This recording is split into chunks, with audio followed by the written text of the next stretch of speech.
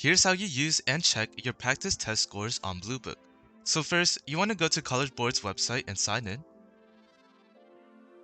Alright, once you're signed in, you want to click on My SAT. Then you want to scroll all the way down until you see your practice scores right here. And you want to click on this blue arrow. Now you'll be taken to this screen where you can see all the practice tests you took. Of course I took a lot, so I'm gonna just use my lowest score. And I want to point out I took this on July 19th, and a month later, I got 1600, so proof the SAT doc works. Alright, anyways, you want to click on the yellow score details button. And then here, you'll notice these are all of the content domains that are also on the SAT doc, and it'll tell you which ones you got wrong. So here it looks like I need some extra practice on craft and structure, and geometry and trigonometry. Now that's also really vague because within geometry and trigonometry, there's circles, triangles, angles, and a whole bunch of other stuff. So what you can do is scroll down, click all, and now you'll be able to see all of the questions that you got right and wrong. So here let's go to math and let's choose this one. And if you go ahead and look at the question, obviously it looks like a triangle, but if you go to the rationale on the right, it does say that the triangles are similar and that they're similar triangles. So that means I can specifically focus on similar triangles. Here I am on the SAT doc, and you can go ahead and click on the math key takeaways or math tab since you know it's a math question you got wrong, but you could also just type in Control F and similar triangles.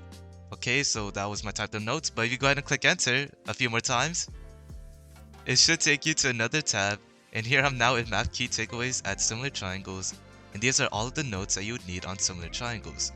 Now, these don't have the links to the practice problems though, so what you can do is scroll up a bit.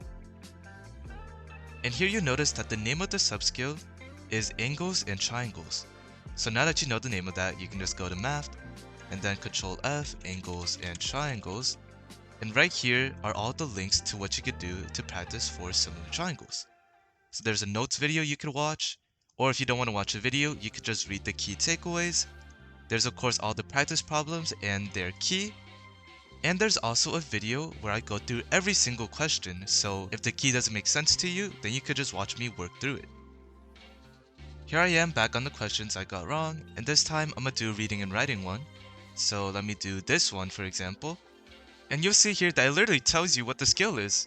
The skill that's being tested is punctuation. Here I am, back on the SAT doc, and for some reason there's someone else on the doc now. Anyways, we can go ahead and type in punctuation. And, okay, that's not it. Let's go again. Eventually I'll get there. Alright, there we go. Now I'm on the reading and writing tab, and here's punctuation. So let me go ahead and open this heading. And you'll see that it's the exact same. There's the notes video. I haven't written the key takeaways yet, but if you're watching this, like, by the time we take the SAT, it's probably done.